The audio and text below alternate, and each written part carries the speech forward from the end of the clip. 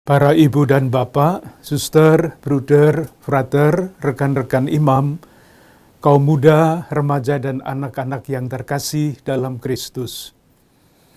Pada hari Rabu Abu 5 Maret nanti, kita akan memasuki masa Prapaskah, masa yang disediakan secara khusus untuk membaharui diri dalam dinamika semakin mengasihi, semakin peduli, semakin bersaksi. Sabda Tuhan yang diwartakan pada hari ini dapat menjadi inspirasi bagi pembaharuan diri itu. Dalam suratnya yang pertama kepada orang-orang Korintus, Rasul Paulus mengingatkan kita bahwa Yesus Kristus telah menang melawan kuasa dosa. Atas dasar keyakinan iman ini, kita dinasihati supaya tetap berdiri teguh, tidak goyah, giat selalu dalam pekerjaan Tuhan, sebab dalam persekutuan dengan Tuhan, jerih payah kita tidak sia-sia. Selanjutnya, melalui Injil Lukas, Tuhan Yesus mengingatkan kita akan pentingnya mawas diri dan tidak mudah melihat kekurangan orang lain. Kita juga dinasihati agar selalu sadar akan kelemahan diri kita. Kita diajak untuk pandai-pandai memeriksa diri, apakah kita mampu menghasilkan buah yang baik yang dapat dirasakan orang lain. Perbuatan baik dengan sendirinya akan mengalir dari hati yang baik. Nasihat Rasul Paulus ini meneguhkan niat kita untuk menjadi peziarah pengharapan menanggapi perayaan tahun Yubileum 2025. Mengenai pengharapan, Paus Fransiskus menulis, pengharapan lahir dari kasih dan didasarkan pada kasih yang memancar dari hati Yesus yang tertikam di kayu salib. Sebelumnya, Paus menyatakan, semua orang tahu apa artinya berharap. Dalam hati setiap orang, harapan bersemayam sebagai keinginan dan kerinduan akan hal-hal baik yang akan datang. Meskipun kita tidak mengetahui apa yang akan terjadi di masa depan. Meskipun demikian, ketidakpastian mengenai masa depan kadang-kadang dapat menimbulkan perasaan yang saling bertentangan.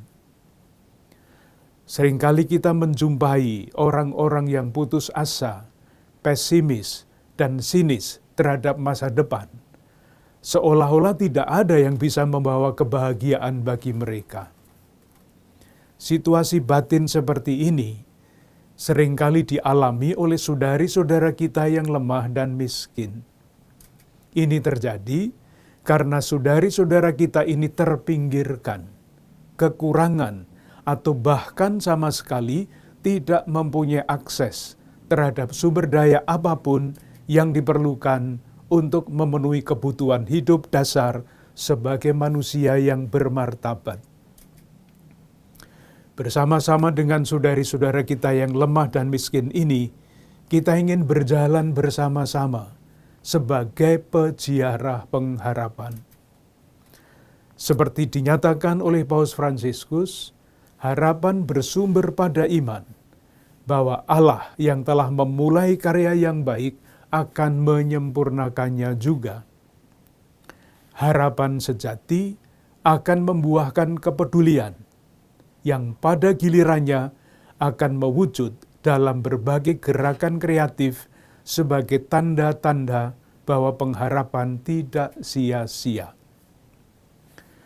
Saudari-saudaraku yang terkasih, perayaan tahun Yubileum 2025 ini juga meneguhkan komitmen kita untuk mewujudkan arah dasar Keuskupan Agung Jakarta tahun 2025, yakni kepedulian lebih besar kepada saudari-saudara kita yang lemah dan miskin. Siapakah saudari-saudara kita yang lemah dan miskin ini? Mengapa kita perlu mempunyai kepedulian lebih? Orang yang paling miskin dan lemah pada masa Perjanjian Baru adalah orang-orang yang kehilangan segalanya. baik akses kebutuhan ekonomi maupun kehilangan keluarga dan dukungan sosial. Ia biasanya menjadi gelandangan, dianggap sebagai orang asing yang tidak mempunyai akses bantuan dari anggota keluarga maupun komunitas sekitarnya. Ia terpaksa mengemis karena tidak mempunyai sumber daya apapun, terutama ladang dan anggota keluarga yang dapat membantunya. Pada zaman sekarang, orang miskin dipahami sebagai individu atau kelompok yang kekurangan sumber daya keuangan, dukungan sosial, dan kebutuhan penting lainnya untuk memenuhi standar kebutuhan hidup dasar mereka. Masih banyaknya orang miskin di sekitar kita, sebagaimana dilaporkan oleh Badan Statistik Nasional, menjadi kepedulian kita bersama. Kita bersyukur bahwa menurut Badan Statistik Nasional yang sama, angka kemiskinan cenderung menurun. Namun sayang, penurunan kemiskinan ini dibarengi dengan kenaikan kesenjangan sosial. Indikator ketimpangan distribusi pendapatan justru naik, baik di wilayah daerah khusus Jakarta dan Jawa Barat, yang sebagian wilayahnya, yaitu Tangerang dan Bekasi, masuk dalam wilayah Keuskupan Agung Jakarta. Saudari-saudaraku yang terkasih, Kitab Suci banyak menceritakan kisah-kisah Yesus yang melihat, mendengarkan, menyentuh, merasakan, dan kemudian tergerak hatinya oleh belas kasihan ketika bertemu dengan orang-orang sakit, tersingkir, menderita, dan berdosa. Dalam kisah Yesus memberi makan kepada lebih dari 5.000 orang, Tuhan Yesus tergerak hatinya oleh belas kasihan ketika melihat orang banyak yang mengikutinya mengalami kelaparan. Yesus meminta para murid bertanggung jawab untuk memberi makan. Kamu harus memberi mereka makan. Walaupun ada keterbatasan, Yesus minta para muridnya untuk berani mengambil keputusan dan terlibat dalam memberi makan kepada mereka yang sedang kelaparan itu. Ketika ada kehendak dan keberanian untuk mengambil keputusan, keterbatasan para murid dilengkapi oleh Tuhan Yesus. Dalam perumpamaan tentang pengadilan terakhir, raja akan menempatkan domba-domba di sebelah kanannya, dan mereka akan menerima kerajaan. Karena semasa hidupnya, mereka memberi makan kepada yang lapar, memberi pakaian kepada yang telanjang, memberi tumpangan kepada orang miskin, melawat orang sakit, dan mengunjungi orang-orang yang dipenjara. Tuhan menyamakan dirinya dengan orang-orang kecil ini, dengan yang lapar, telanjang, asing, sakit, dan dipenjara. Ia berkata, "Aku berkata kepadamu, sesungguhnya segala sesuatu yang kamu lakukan untuk salah seorang dari saudaraku yang paling hina ini, kamu telah melakukannya untuk aku." Saudari-saudaraku yang terkasih, dalam kegiatan aksi puasa pembangunan nanti, hendaknya kita sampai pada penyusunan rencana dan gerakan dalam bentuk aksi nyata yang lebih transformatif dan berkelanjutan, sebagai perwujudan bela rasa untuk membantu pemberdayaan saudari-saudara kita yang lemah dan miskin. Kita berharap mampu menemukan jalan untuk mengatasi akar masalah yang dihadapi.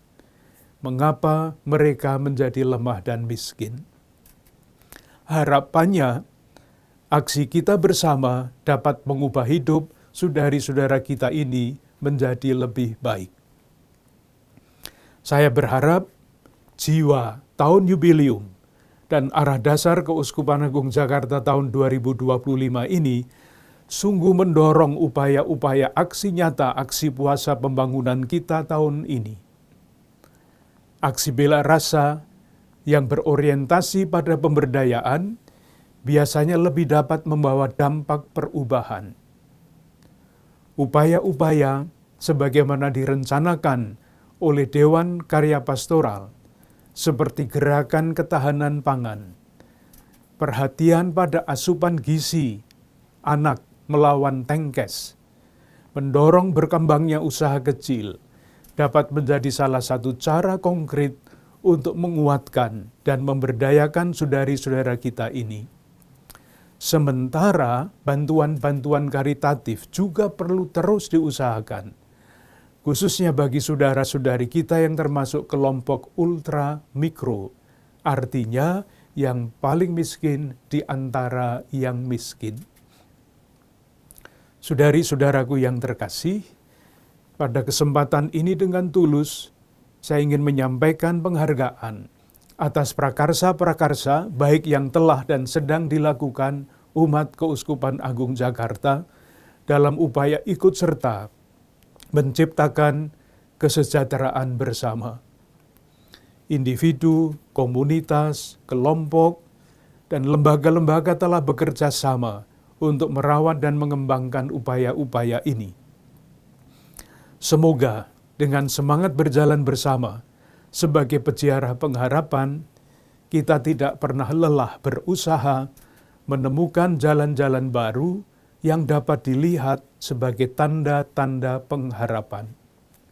Akhirnya bersama dengan para imam, diakon, dan semua pelayan umat, saya ingin mengucapkan terima kasih kepada para ibu bapak, suster, bruder, frater, rekan-rekan imam, kaum muda, remaja, dan anak-anak semua yang dengan beraneka cara terlibat dalam karya perutusan Keuskupan Agung Jakarta.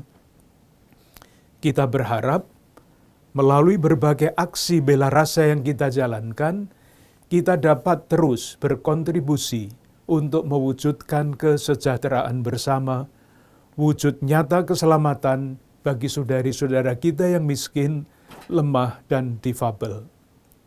Salam dan berkat Tuhan untuk Anda semua, keluarga-keluarga dan komunitas Anda.